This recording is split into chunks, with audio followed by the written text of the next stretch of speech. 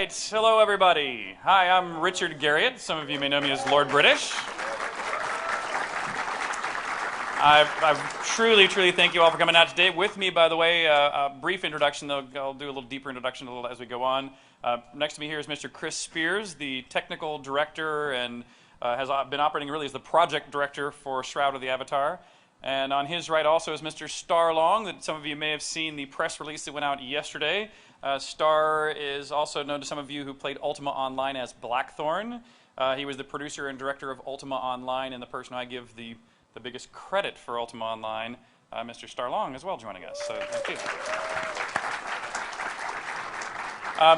But before we start into a little bit of a presentation, and we're going to show you a little bit of the in-progress Shroud of the Avatar, I actually want to just reach out and say thanks to everybody at Rooster Teeth and RTX, all of you in the red shirts back there in the back also. A big part of our community engagement that we started with our crowdfunding campaign and the rest of the things we're now doing with this close association between the development team and the community was really kicked off with Rooster Teeth back at the beginning of March. And so we really owe you guys a huge debt of gratitude and thanks. We're very pleased and proud to be out here showing off the game in progress. And so what I want to do is I want to start talking a little bit about, if we can get the presentation flipped up front, I want to take you on a little bit of a historical journey to talk about how I think games, broadly the games industry, and especially role-playing games have evolved down through the years, and how that leads us up to what we're trying to do now with Shroud of the Avatar, and why I think this is a really great moment in time for role-playing games to be reinvented again. And then we'll show you a little demo of the only 3 months in since Kickstarter, very early progress game. And so I think that we've sort of been on the quest to create the ultimate role-playing game that I've been on for about 35 years, and a lot of the guys with me have been now with me on that journey for decades as well. And for me, some of you also may know that I have a few unusual side hobbies that you might think of as sort of separate. You know, if you look at the history of games, I think there's been basically three eras: solo player, massively multiplayer, and now something to be talking about this unusual concept, selective multiplayer. I've built and sold 2 companies, and we're building our third now, kind of one company for each of these eras. But along that, sort of as a hobby and an investor, I've also been a bit of an explorer, including I took myself to space in 2008. I lived on the International Space Station for 2 weeks. And while you might think those things are really unrelated, I actually think they're extremely related. I don't know anybody, and any of you I'm sure would also be just as happy as I was to get a chance to go into space.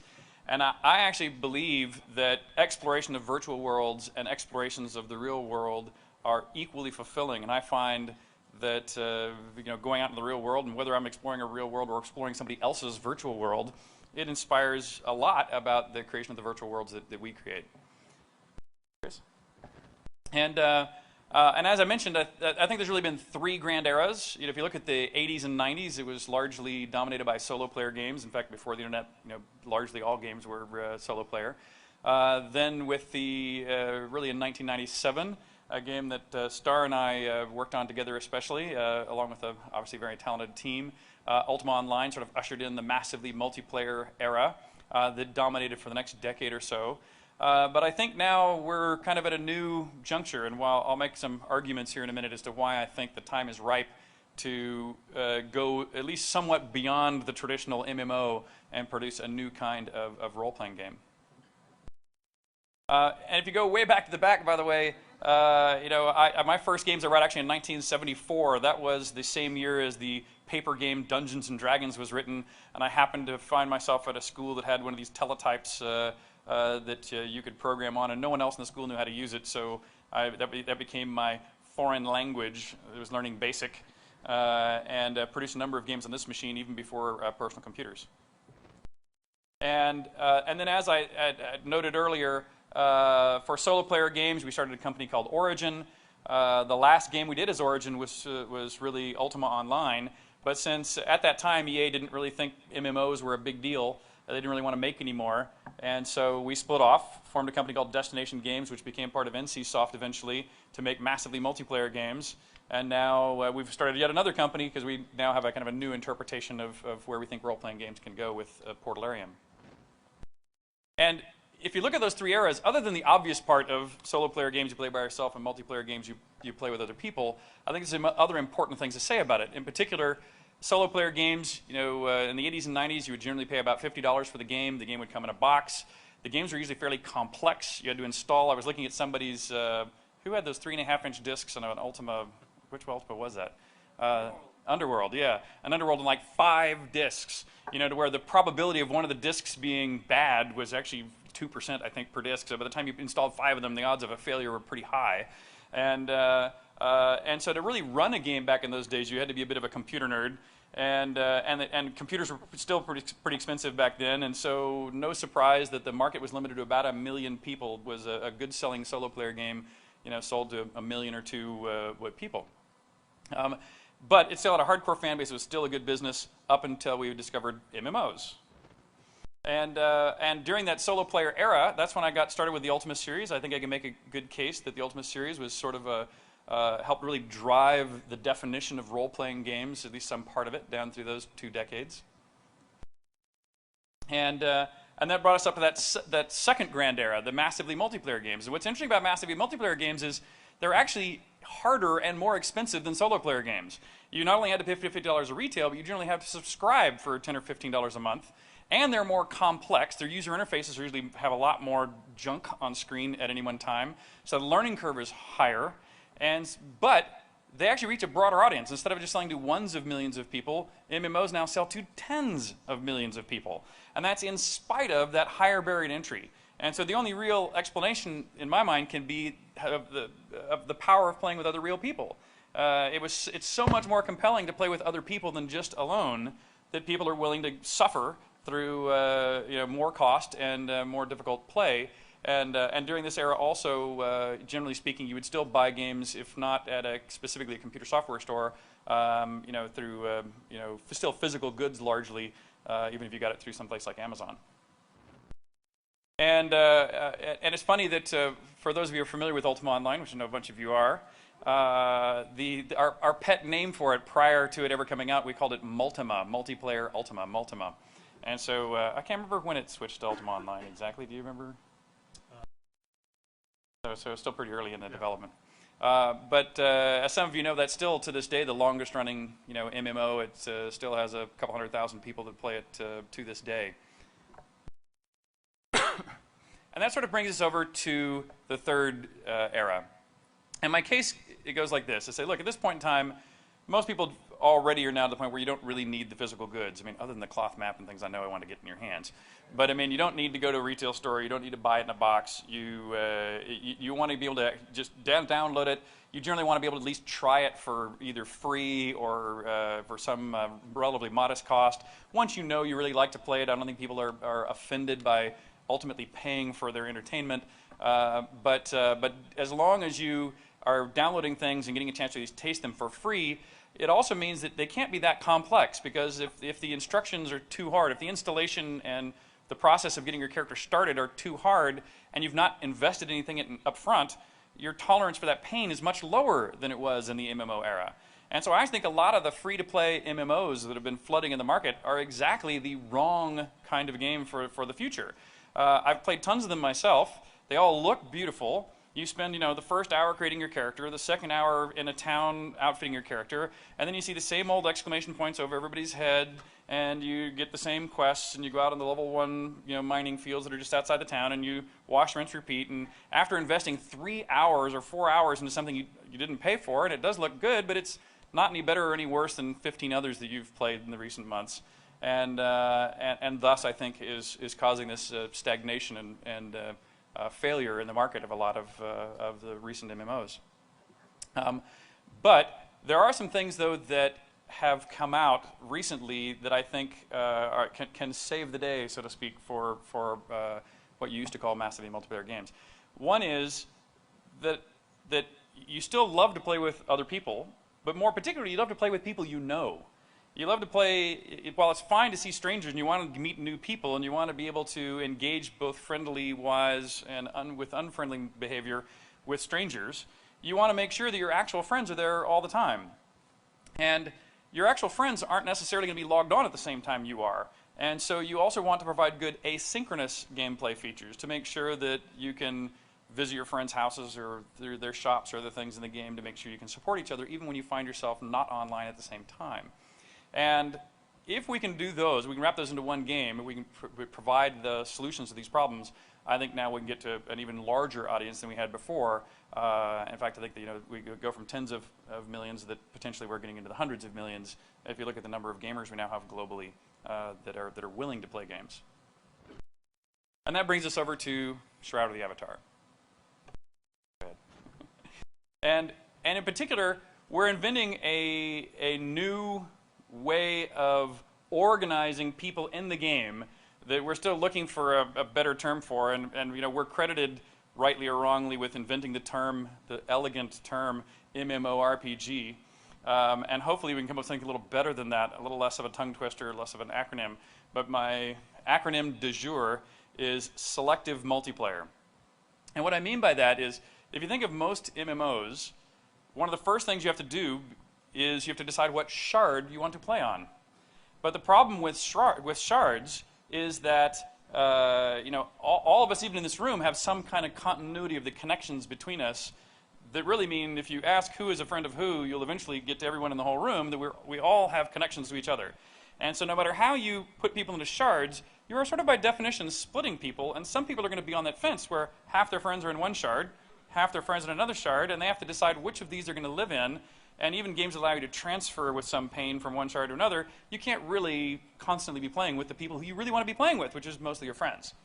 And so we're actually creating this new technology, whereas instead of breaking the game up into shards ahead of time, everybody plays together in what you might consider a single thread of reality. And as you move through the world, we're constantly re-sharding into mini shards as you move along.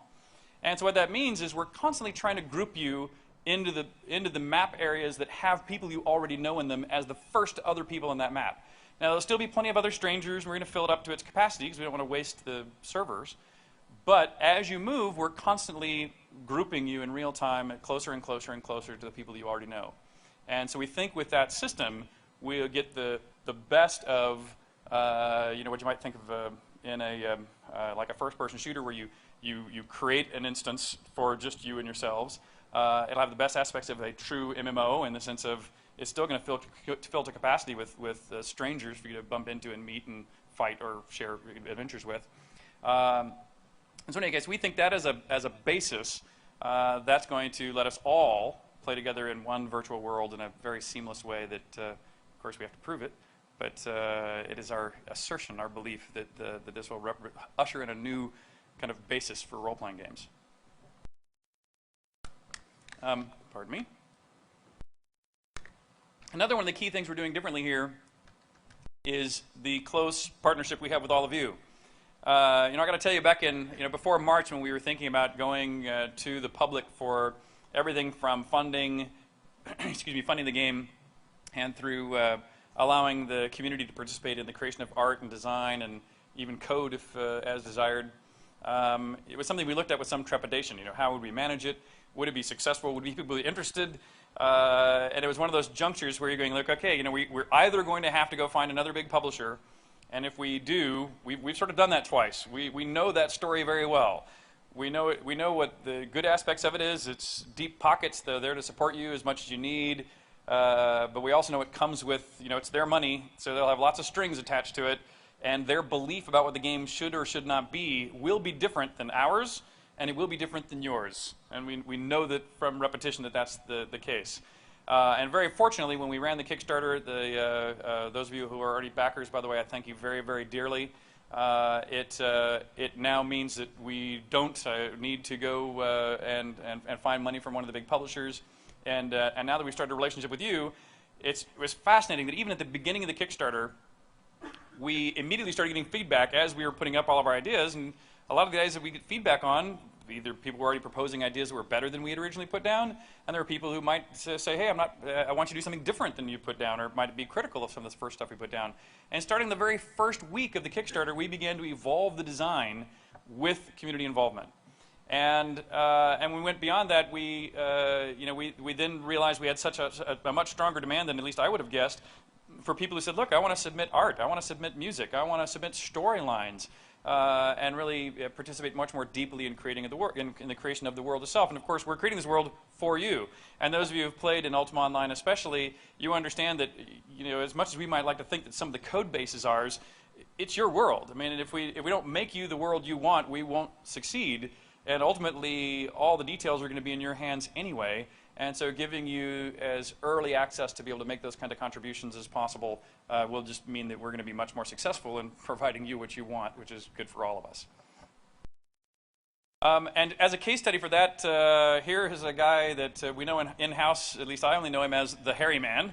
And the Hairy Man is the first person whose art was submitted that even before he put up the art guidelines of polygon count and pixel density, etc., he was already submitting stuff to us that happened to meet that specification. So in the demo we'll show you, you'll see all these things in the game. So user content is already in the game. This also, if you think of it, you all are now part of that team.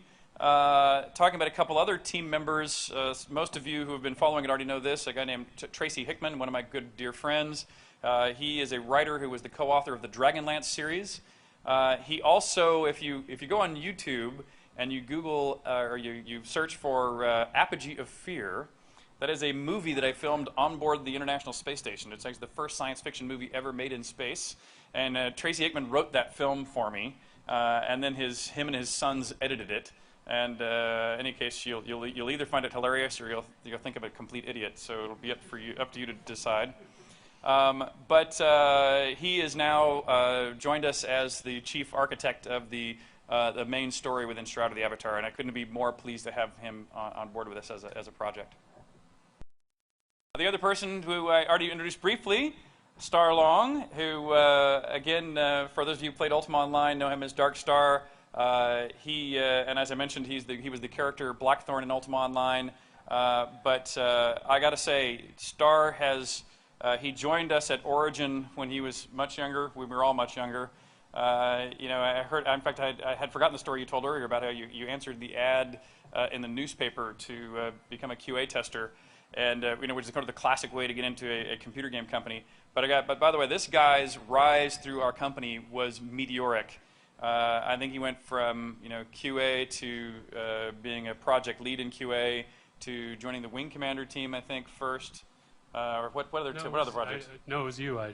Did you go straight to 2.5 years to be a director. So yeah, from 0 to 2.5 years to being project director. So anyway, phenomenal. I'm very pleased and proud to have Starlong on the team, and I'd love for you to say a couple words if you'd like. Thank you, Richard. Always kind words from you. I'm incredibly excited to be working on this project, and there are innumerable reasons, so I'll try to keep it brief in the time we have.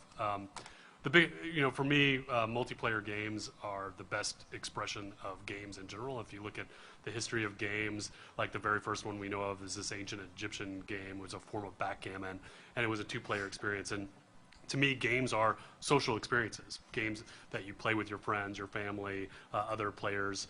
And so that social aspect is really exciting to me. And I think that crowdfunding and crowdsourcing has brought it to its logical extreme, where before we as game creators were the only ones who could really will into being a game.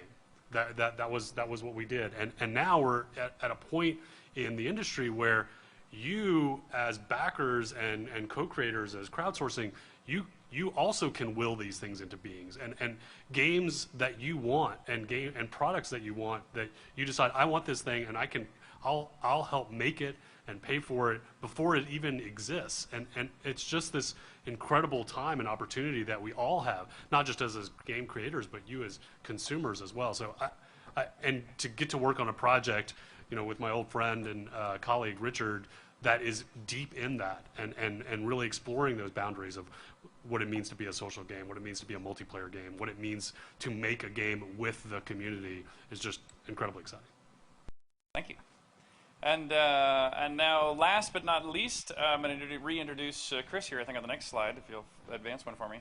And Chris Spears here is another longtime work associate. We've worked together for about a decade, I'm guessing. About a decade. And he, as we've been building Shroud of the Avatar, he's actually been the person to really, he's technically the technical director, but he's really been the project director and the parent of the office and the coffee maker and the breakfast server. I stay busy. You turn the lights on in the morning. He's Filmmaker. He's the first guy in the morning, and he's the last guy out every evening. I think every day. I don't think there's ever been a day that I've been in, and I try to be in there as early as I can too. I don't think I've ever beat him in or beat him out. I appreciate you reminding my wife of all that, by the way. I hear enough about that. No, I take that back. But anyway, very pleased and proud to have Chris here on the team as well. If you would feel free to make a few comments or jump right into the demo as you see fit. I'm sure we'll take questions afterwards, but I just want to say if there's any game developers out there, I know one of the things I've had from my friends is they've bbeen shocked that I've been excited to actually work with fans on things. Just as a long time, maybe it's the egos in the game industry or whatever, but there's anytime you talk to a game designer, it's like, oh, fans, they don't know what game designers are. But the thing I found is it's not that we're getting just every idea is great, but it starts a lot of discussions onto things, which lead to great things. It's also great just to get the community feedback and really get those discussions. And even looking on the forums where you see these threads of discussions that page-long replies, and I think there's some threads in there that are 100 pages long if you actually go and read them, which I can't, by the way. We do have a few people who go and summarize them for us, though. Oh, and I do want to remind people of the bullet caveats that were up on the screen, which is that don't forget, most games you don't get to see until they're pretty close to done. That's sort of what you do, is the people work on a game, and when it's in the beta process near the end, and it all is relatively shiny, and you can smoke and mirrors the places that aren't finished, you showcase the game. In this case, we're making the game fully in view. I mean, we literally, I think if any of you watch on our broadcasts, you'll see that even our concept art, much less the art as it's created, much less screenshots of the game, we're putting up. And so you're seeing a game here very early. This is literally the first time it's been put together as a full demo, and you guys are the first people to see this demo.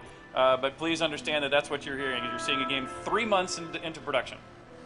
And just so people know, one of the things you shoot for early on in a game is trying to set a visual bar for the game, and so. The demo you saw, for those of you who saw anything we put together for Kickstarter, it was all off-the-shelf parts and pieces and whatever Unity would do natively. This is the first time what we're showing here is not entirely brand new art. We've cheated here just for the demo to put in a few buildings or trees, and we didn't have any. But as a general rule, this is now the final form of the game. You may know that we're going back, like some of the earlier Ultimas, to a 2-scale map. Chris is running around in the outdoor map right now. And I think, so you can see the birds and animals running around. There's points of interest that are fixed on the map. There's points of interest that are moving around on the map, like monster creatures and that dragon that just flew by. But let's go ahead and step in right now. I think Chris is going to head into his house and maybe do a little bit of crafting, because a big part of what made Ultima Online, I think, so powerful and unique was that unlike most every other MMO where people are first and foremost the combatants, it's those non-combat roles that I think really what made UO special and what we're really trying to recapture here. And so, yes, it is. Oh, I was just making sure we're doing 16 by 9. Oh, yeah. So if it looks a little off, it's a perspective difference. But here we're out at the top side of this town. He's come in, and we're going to run down and let's see what we see back in the town.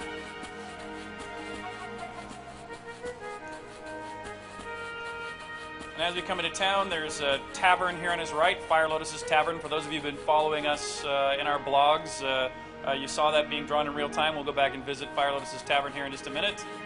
But back in here is he's playing as a knight here, so he's got a knight's house. There is his nice house, and this is a player home that a lot of you who have already been backers will actually get a house very much like this. Out here in the front yard, he has a couple of crafting stations. He's got a sawmill as well as a carpentry table. But let's see, do you have the supplies you need to do any carpentry yet? No, he doesn't. So actually, he might have a little bit. He's not supposed to have enough. But since he doesn't have what he needs, let's head off. Let's head off to the forest and see if we can get some logs to come back and use on the sawmill, and we're cheating a little bit to teleport out of town, by the way. So normally you would have to exit the town, we think. But here we are back outdoors, and even his movement speeds vary based on terrain, by the way. The roadways are very safe, and you move very quickly. Off-roading is a little slower, the wood's a little slower. Like we mentioned, there's both the fixed points of interest, like the town or a dungeon. There's mobile points of interest you saw, like the animals. But also there's random encounters that can just pop up and based on the terrain type. You can go to any of those outdoor tiles you can zoom into and see it at a more detailed level. So that's what he just did here, is he's just jumped right into this forest area. And he's going to look for a special tree to make is particularly good for making furniture. We named it Francisco. What did we name it the other day? We called it a fireleaf tree, right? Wasn't that what we named it at the office the other day? But but along the way though, he ran into a couple of spiders, it appears. Oh, and while he's there, he can loot the corpse, of course. In this case, he's getting some venom sacks, which you might be able to put to use in a little crafting a little bit later. Those giant pine cones that he's running past there are just showing you that we have physics objects working in the game as well. And there's one of the trees up there on the side of that hill that he'll go up and see if we can't harvest some logs from to go and do a little bit of carpentry.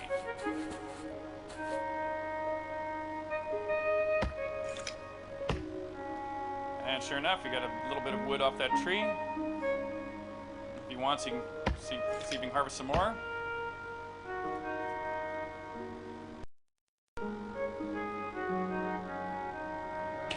And up and down goes the tree, so that means we've used up the resources available on that tree for now. But let's see if we can take this back to town and see what we can make.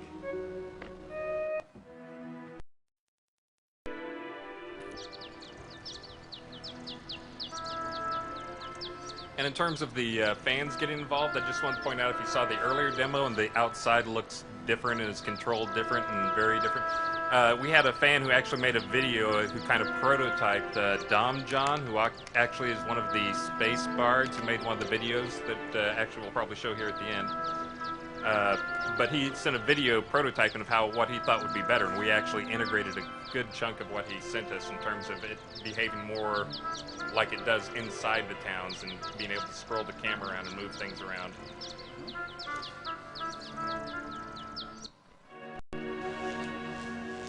You might also hear that little buzzing sound.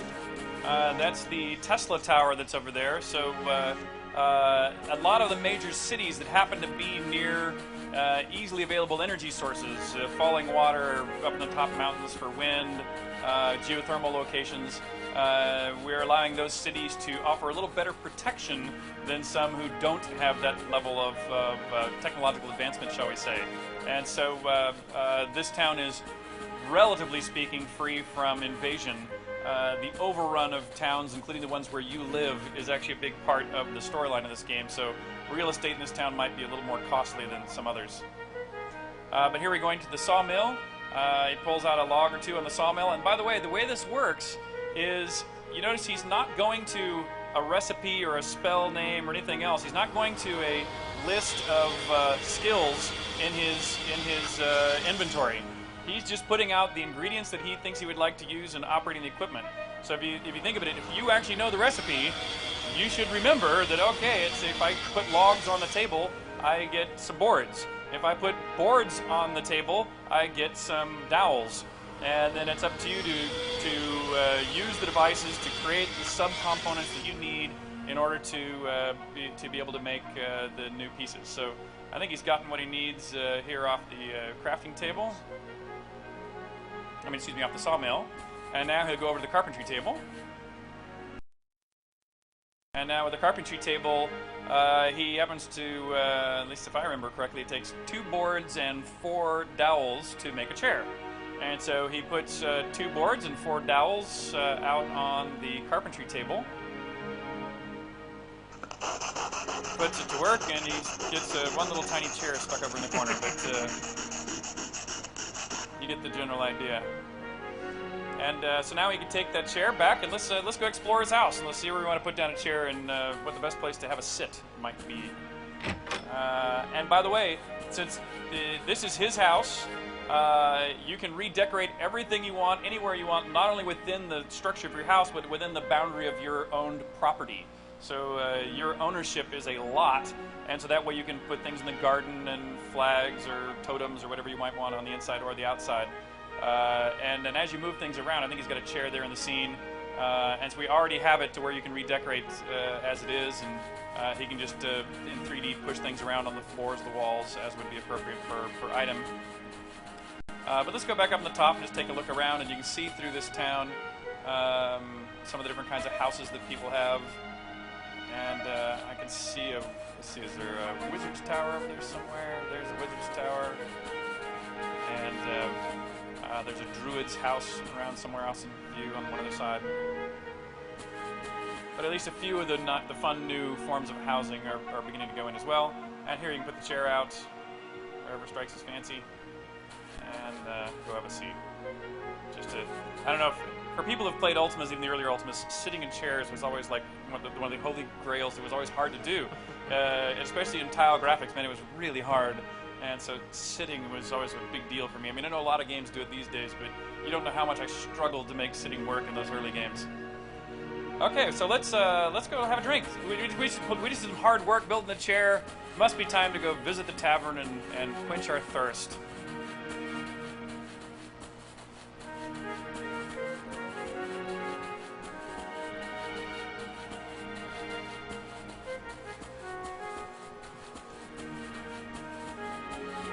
And one of the nice things too about this is, so here's the bartender, and you might want to tip up the camera a little bit there just to make sure we can see everything. But you know, one of my other critiques of a lot of MMOs is not only exclamation point over people's heads, but then the menu-based conversation. You just click on all the things that don't obviously piss somebody off, and then anything that's relevant will have been said, and anything that's important to remember will be copied into your quest log. Well, in this case, he just talks. He's not invoking any form of conversation. There is no menu of any kind. You stand in front of the bartender and you say in English whatever you would like to say to that bartender. In this case, you said, "Hi, my name is Chris." And since he said, "Hi, my name is Chris," the bartender recognized that he was introducing himself and that he used his correct name as his introduction. So the bartender will now remember him by name. And say what you're saying. I can't read what you're typing. So. Oh, what's on tap? And he says, "Hey, we have many varieties of ale and beer." And now Chris says, I'll have a beer. "Thank you, Star." Can't multitask. Yeah. And the bartender said, did you read it? I missed it. Oh, yeah, right there. So anyway, I think what the bartender said was something like, yes, we have some new Britannia ale coming up as a fresh keg right now for you. And now Chris is telling him, "Hey, what are you doing, Chris?" He's saying, I've been making chairs. I got thirsty. Chairs? Well, we have many wooden ones. He says, but we could sure use some more comfortable chairs. Not like that throne of bone, obviously. What's the throne of bone? Chris asks again in English. He says, well, one of you guys just has to read it there. Well, you tend to hear things, and there's a dungeon not far from here. A recent tremor opened awakening things best left sleeping. A few villagers explored the upper reaches. Okay. What did they find? But you'll notice here we're having a full conversation in English with no conversation mode, no things being obviously flagged as the one thing you must remember, nothing being copied into a quest log. It is literally a conversation, and what you make of it is up to you. And he says, yes, up in the dungeon. Yeah, thank you.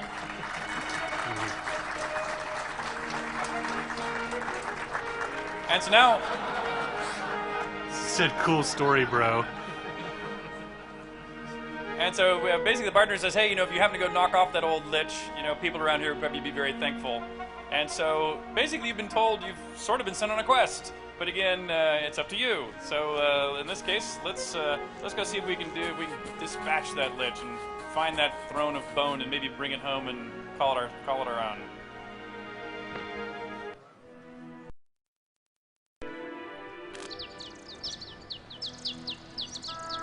So now we run out of town. And conveniently, there's a dungeon nearby.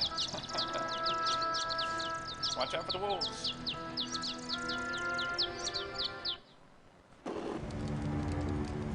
Okay, so now we're in the crypt, and we'll see if we can find our way down into the Lich's lair.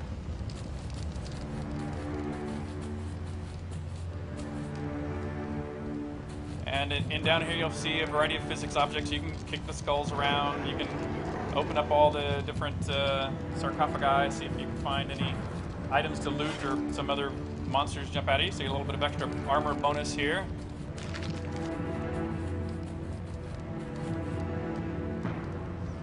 I think it's also worth mentioning the crowd sharing stuff that we're going to be doing, because this dungeon set will probably be one that we're going to share completely. Yes, that's a good point. You know, when we're asking people to share art with us, for which we're anybody's art we use, we're paying them for that art.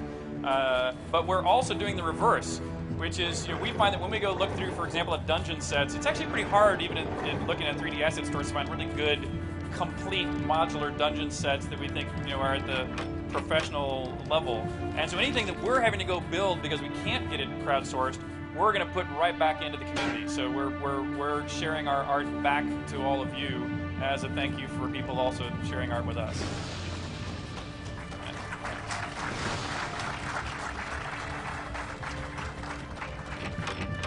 And part of our hope with doing that is also that we can get people involved in doing fan art and doing fan apps and yeah, exactly. So everything. Anybody we can get them involved any with. machinima stuff, or maybe we can get the Rooster Teeth guys to make some cool videos. You never know.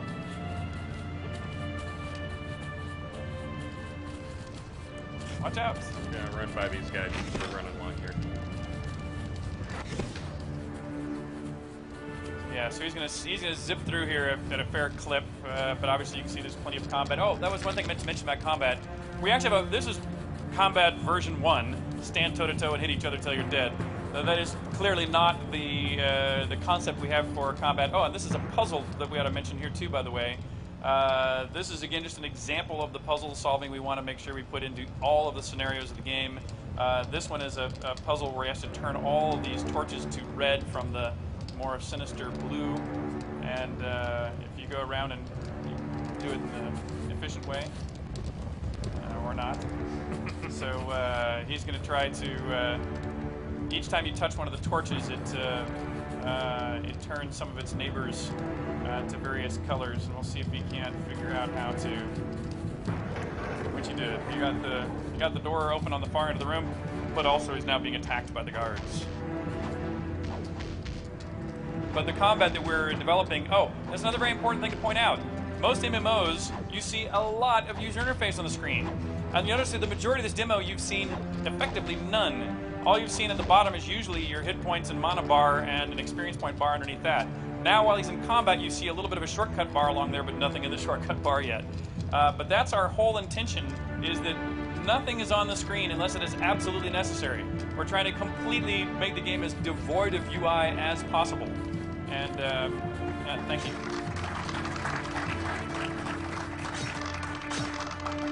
Here's a bit of a little spiky puzzle to try to get through. Monsters coming at him from the sides as well. Here is a sealed up passageway that he can break his way through. And sure enough, he's now found himself in the Lich's lair up there on the top. And behind the Lich, you might just be able to see through his smoky essence the throne of bones. And of course, we have we're in the primitive combat era of the game. So the Lich has yet to have his special attacks and special effects and things of that nature. But you at least can kind of see where we're headed. Oh, and the skeletons have followed you in. I have a suspicion you might not win this combat for the first time. Poor Lich.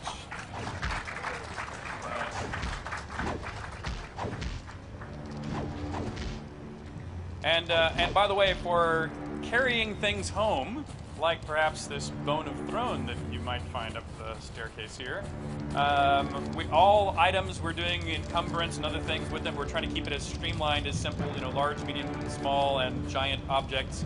But yes, you're allowed to carry that throne of bone home. But for today, to wrap up our little demo, why don't we just sit in it and take over the Lich's lair here. And sure enough, here. So you take it over. Thank you. Thanks. So that's our that's the demonstration of the game. I hope you you like what you've seen so far. Again, 3 months into about a 1.5-year project. So for a first demo, I think we're pretty pleased with it anyway. Why don't you flip back to we have one more thing we want to share with you before we go to some questions that we have sometime at the end. The group called Space Bards. For those of you who did not participate in the Kickstarter with us, we ran a community contest for somebody to come up with the best video about the game, and I don't know, there were probably 6 that we thought were completely awesome, but this one was by far the most awesome, and so anyway, we wanted to share this with you before we do a little Q&A. And also, you should watch Star's reaction, because I just found out he has not actually seen this video. He somehow managed to get through the Kickstarter without seeing this.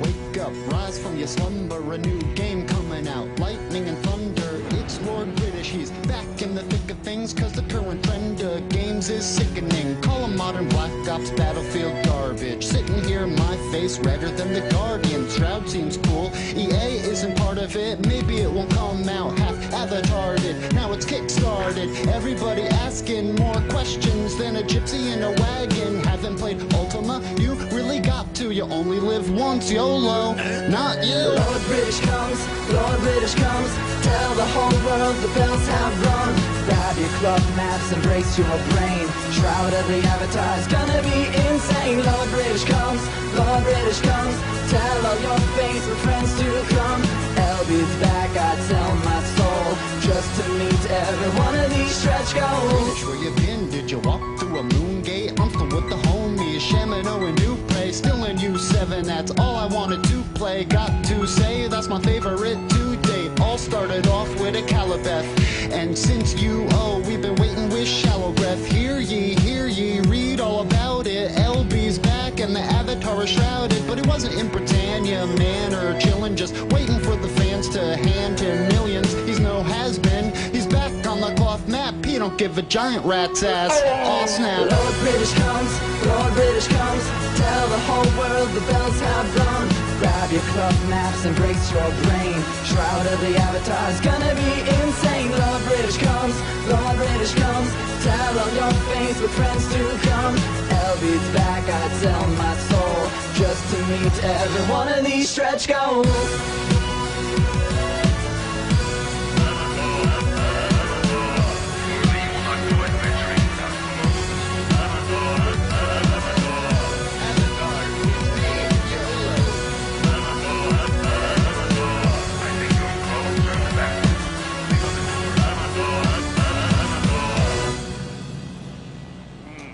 Rock. What do you think, Star? It was the most awesome, yes. Yeah. But yeah, and for those of you, it's just kind of an internal joke of the team, really. But you know, that guy standing there is the gypsy in the gypsy wagon. When we first were doing the UI for the avatars, what do we call that? His inventory. That was the image. So up until just before this demo, that was the avatar. Was that guy as a gypsy? But in any case, thank you all so much for supporting us in the past. Thank you all so much for coming out here today. If we have a little bit of time left, how are we doing on time? We've got about 15 minutes. Okay, then we'd be happy to take some questions if people have any. And there is a microphone right there in the center in the back. So feel free. There's a race. There were 2 panels I didn't get to check. Yeah, go ahead. So I did not get to participate in the Kickstarter. Are there any options available for those of us who might have missed it? Absolutely. And if you go to the shroudoftheavatar.com, and you'll see the wide variety of ways you can still participate. We did some special things for the people during Kickstarter, and what we're trying to do to make sure people join as soon as they can or are willing or are interested, is we're going to be running some specials each month. So I can't remember if it's already up on the website, the July specials. It is up. Yeah. Okay, so you'll see we have a whole bunch of new stuff that we're giving out just for the month of July, really in celebration of Star joining the team. They're Dark Star themed items that all of our previous backers plus any new backers during the month of July will receive. Thank you. Also, my friend told me to say hi. All right, friend. Hi, friend. Hello. Hi. So I noticed the string passing system and the whole conversation system that you guys have in there. How detailed is that going to be? And are you guys going to do some voice communication as well, or just typing? Chris, why don't you take that one since it's a technical question? So we've got a pretty extensive language parser, and just how picky we're going to be is kind of the questions we're running into. If anyone knows Lum the Mad, is what he goes by, what he went by in. He was in a previous life, but he's a pretty well-known guy, and he's in charge of the conversation. He wrote that the conversation system is kind of owning all that type stuff.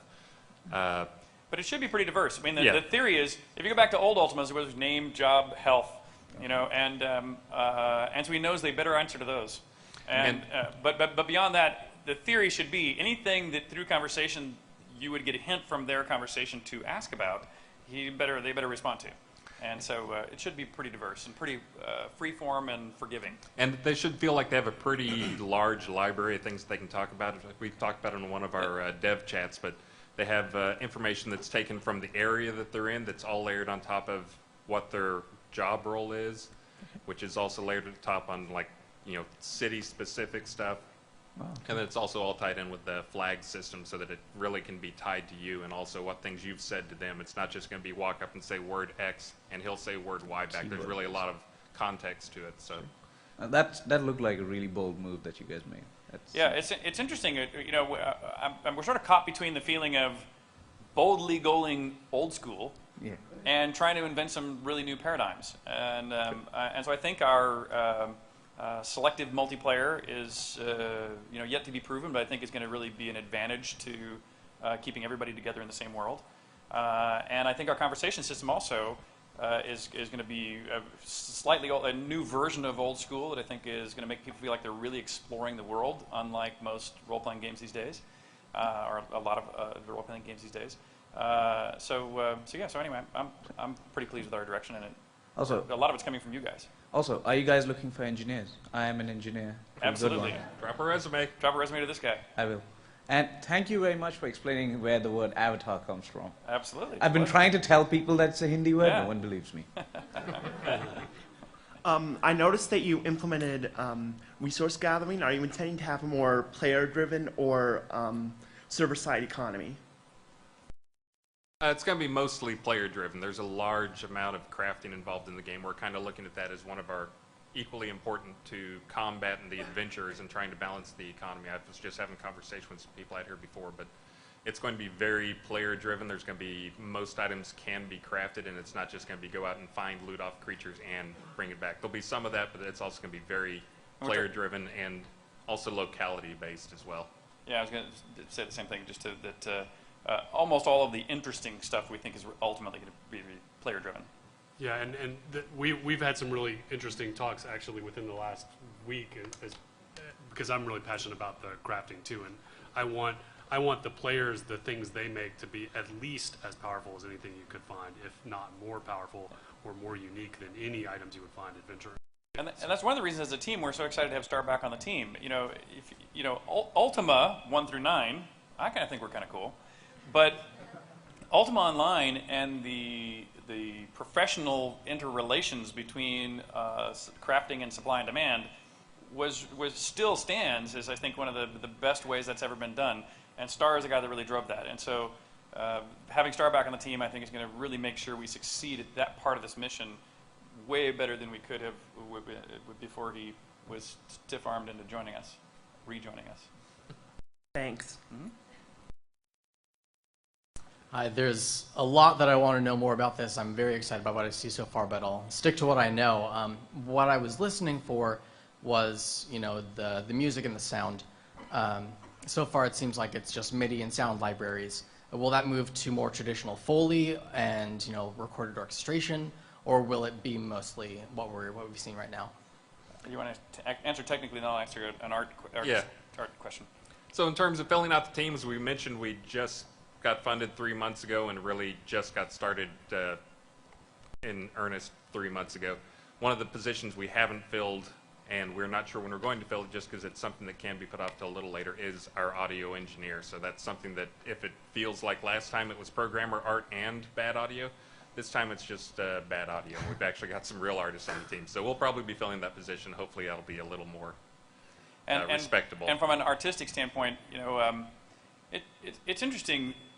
As I reflect on Ultima music, my favorite Ultima music is actually from Ultimas 3 through 6, by music made by a guy named Ken Arnold. And when we had very simple 3-voice music, it was because it was long enough to not feel repetitive, but melodic enough to remember. I can still remember most of the early Ultima music, and I'm sure a lot of you who play a lot of Ultimas probably could say the same thing. Plus, for example, Stones by YOLO is another piece that you know, it's hard to get out of your head.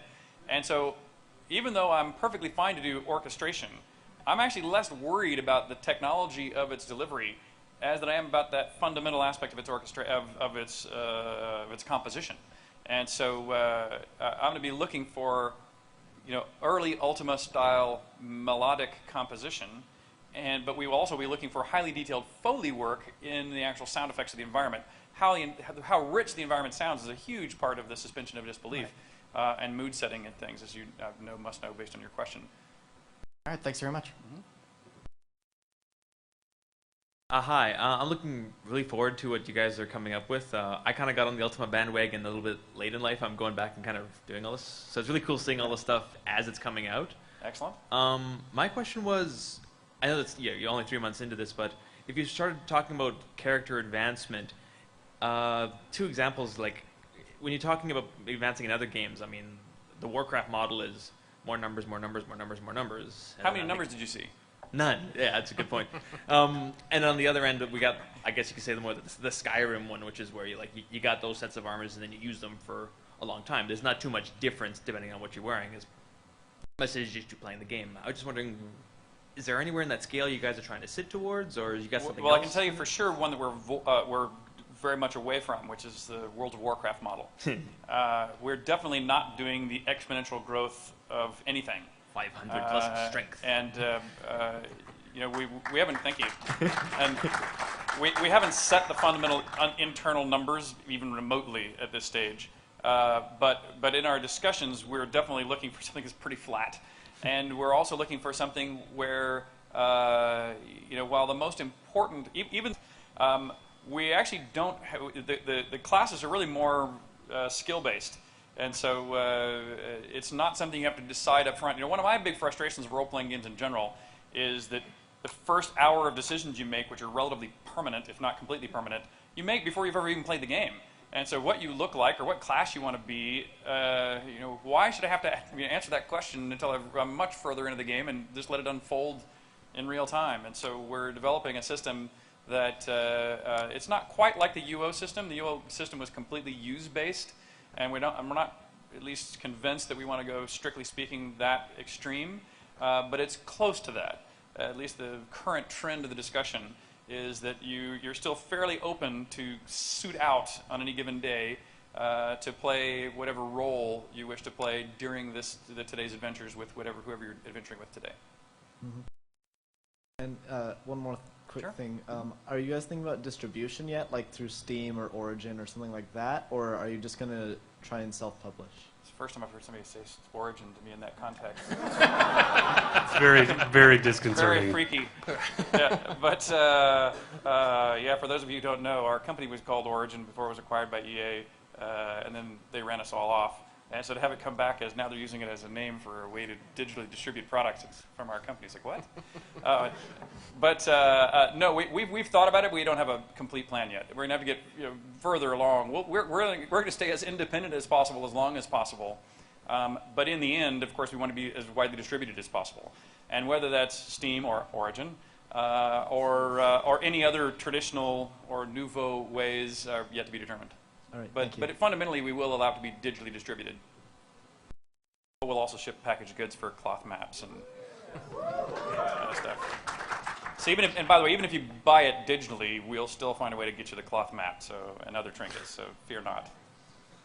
That was one of my first mantras. One of the first battles I think we ever had was, "Damn it, we're going to have a cloth map." There's no debate on this subject. There's going to be a cloth map. I think we have 5 minutes left, so yeah, let's take a few more here if we can. Well, you just answered one of my questions. I was going to ask if you were going to have a physical distribution. Yep. And secondly, you mentioned player shops and you showed some player housing. I was wondering if, along those lines, would there ever be like player-owned taverns or inns in this game? Absolutely. So we think all the best things will happen when you give control of as many aspects of the game mechanics to players as we can. Okay. Thank you. Absolutely. Thank you. Hi. I'm like a big fan of the earlier Ultima ones, and one of my favorite things from that was the virtue system. I was wondering if that was going to play a role here, like how's that going to affect game mechanics or like character decisions? Yep. The answer is yes. The virtues will play a big role in this game. Not prepared to yet describe how, and even when it's well settled, I'm still not sure I should let you know. That might be something that's best discovered, if you know what I mean. Because I think that was one of the real magics of Ultima 4, was that most people went into it without really understanding what was going to be asked of them from a virtue standpoint. And so while I'm happy to kind of beat around the bush, I think my intention, well, first of all, I can't really tell you much about the insides of the bush right now anyway, but as it's now gelling between me and Tracy, I suspect I'll keep that fairly quiet. But the short answer is yes. But even the early ideas you shared are really cool. And it's new. It's both things that you'll recognize as being somewhat familiar, but I think there's a couple of very powerful new twists that I think you'll like. Oh, awesome. Thank you very much. Thank you. Go ahead. All right, so far you've mentioned basically you're returning the player-owned businesses from Ultima Online, as well as taking art suggestions and ideas and everything in the development phase of Shroud of the Avatar. Mm-hmm. What I'm wondering is, does that extend into dungeons, but both in the development phase and for those of us who want to hold our own treasure hunts sometimes? Yes, actually, that's an excellent question. It's something we've talked about, but we've talked about it at the very least, including something that we've bandied around as treasure maps, giving people the ability to, begin that process. But to me, and by the way, I'm by no means promising this or even suggesting we'll be able to get there, but I would really enjoy getting to the point where people could basically be dungeon masters, and take loot that they or their guild have accumulated and find a way to lay it out into the world. But I don't know yet of a zero-sum game that is still compelling. In other words, you can't let people invent treasure and give it to their friends, and so it has to all come from somewhere. But that's something we're definitely talking about. We'll look into how far we get down that path for version 1 of this game is hard to tell. Well, either way, it would be a rather expensive process, so I think that would probably help you out in figuring out where the zero-sum part would come from. Exactly. I agree. Thank you. Unity is one of the main development packages for the Oculus Rift. Any Yep. plans to incorporate? Yeah, we've left that as we have a $2.5 million stretch goal. Cool. Which I predict we'll meet, by the way. So Yeah. we're looking at it carefully. We're continuing to hopefully bring on more. If any of you guys are not yet participants, I know we had one that was up a little earlier. Get your friends and family to join us too. If we get to the 2.5, it's something we would love to do. I actually predict we will get there, but we don't want to promise it till we've reached the stretch goal to know for sure we can pay for the extra person that we'll require to do it.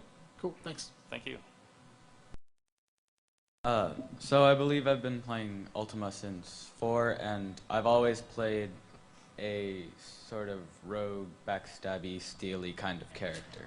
All right. So is there anything you can tell me about a stealth or rogue-ish system? There will be features to support you. Thank you very much.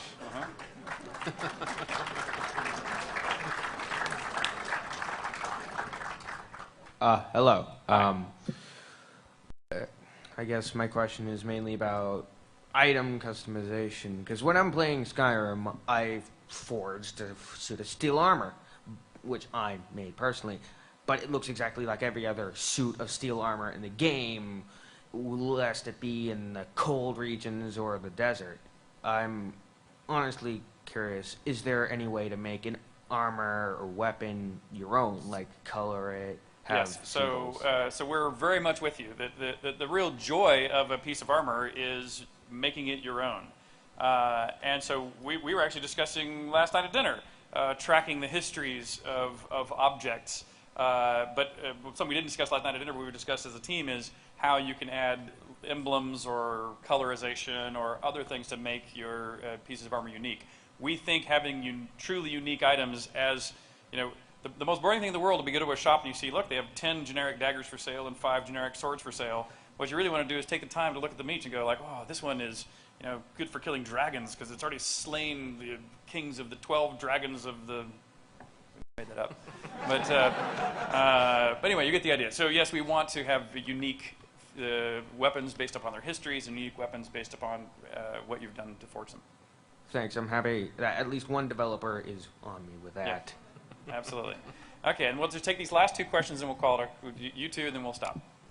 Okay, can you hear me? I can. Okay, I kind of have to get on my tippy toes. I was just wondering if there would be like, kind of like in Skyrim, well, a lot of Skyrim references here. Anyways, if you can like, it is. You can like throw fireballs and all that. Will you be able to do that in Shroud of the Avatar? Absolutely. Okay, I also had a question. Can you like kind of enchant your weapons? Like if I want to have a sword that can set people on fire, could I be able to do that? Absolutely. I notice a really pyromaniac theme in your vein of your questions. Are any adults here with you? Do you have a pack of matches in your pocket? You have a great career as a fireman ahead of you. I'm very excited, so thanks. Yeah, absolutely. Thank you. Yes. Thanks. And you get the honor of the last question, sir. Thank you. Well, I've been a big fan of your career, sir, for a long time. And thanks. Beyond Shroud of the Avatar, what's next for Richard Garriott? Oh, good question. Because Shroud of the Avatar, thank you, but you know, Shroud of the Avatar, any of you that are involved like UO, these things have a life that hopefully is forever. And so we've broken up Shroud of the Avatar into pieces we believe we could deliver on a timely basis. And so we already, you know, with Forsaken Virtues, the first episode of Shroud of the Avatar, that will be then followed by things we have internal names for, but not yet public names, for episodes 2, 3, 4, and 5, which are all blocked out. The story framework is done between me and Tracy. We know at least some fraction of the feature sets we'll be bringing on with each of those. But that's going to keep us busy for, you know, maybe a decade. So, you know, we'll be happy if that's as far ahead as I can think. Good enough for me. Thank you. Yeah. But in any case, again, thank you all so much for coming out. Thank you much for those of you who are backers already. Thank you so much. For those of you who are not yet, please come join us on the website that you can see there, shroudoftheavatar.com. And we'll all go outside and chat with you all for a little bit if any people have their questions and things too. So. And also, thanks. if there's more questions you didn't get off here, or you come up with questions after you leave, we do dev chats about once a week live, where we get on a Google Hangout and we'll take questions and answer questions. So if you come up with anything, and thank save you, Star.